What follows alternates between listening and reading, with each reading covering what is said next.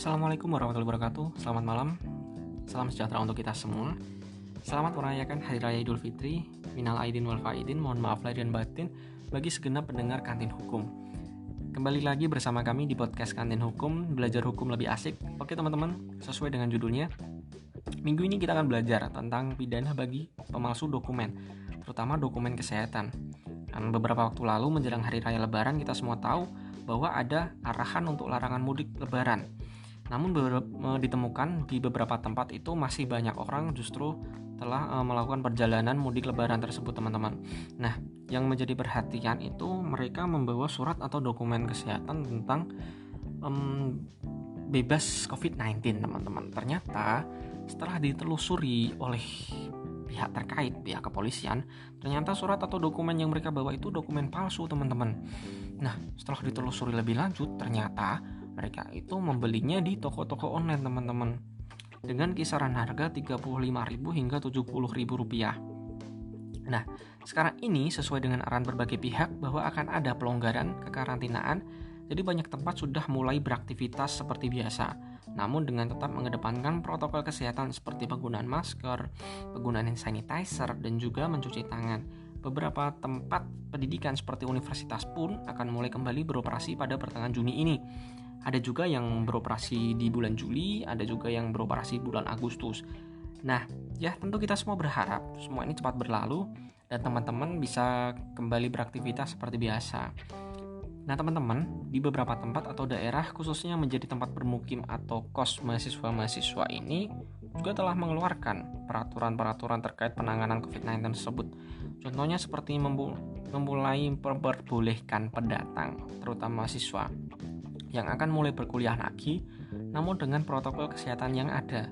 Salah satunya adalah dengan menggunakan surat keterangan sehat bebas COVID-19 yang diperuntukkan bagi para pendatang atau mahasiswa yang akan kembali ke daerah perantauannya.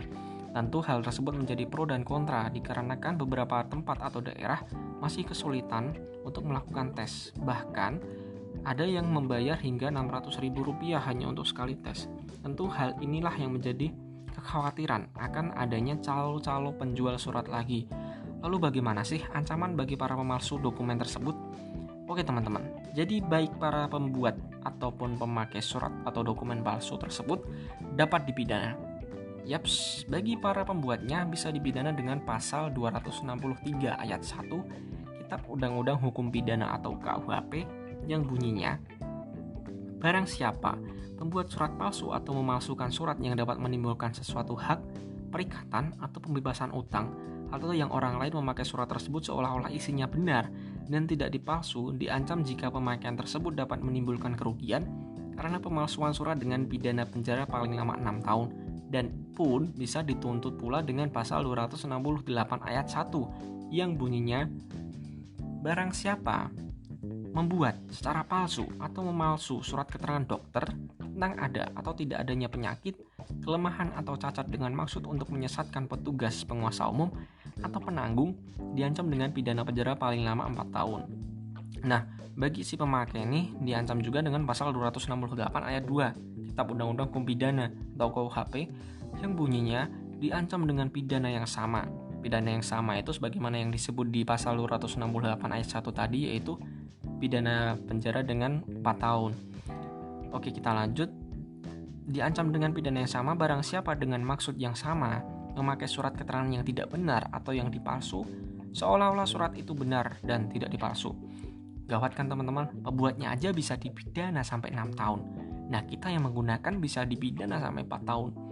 Nah, teman-teman, jangan sampai kita tergoda dengan iming-iming para calo yang dengan Rp70.000 sudah bisa dapat surat bebas keterangan COVID-19. Ya, sebenarnya bukan masalah uangnya teman-teman, tapi masalahnya adalah pada diri kita, pada diri teman-teman. Iya, kalau teman-teman sehat. Nah, kalau justru diam-diam ngebawa virusnya terus sampai ke keluarga atau teman-teman di rumah, kan kasihan juga keluarga dan teman-teman kalau sampai ketularan. Karena beberapa pasien positif itu pada awalnya tidak menunjukkan gejala loh teman-teman. Namun setelah dites ternyata mereka positif. Ya, tapi bukan berarti teman-teman ikut positif juga sih. Jadi teman-teman kami lebih menyarankan untuk mematuhi prosedur yang berlaku. Jadi kita semua terhindar dari jerat hukum dan jerat COVID-19 tentunya.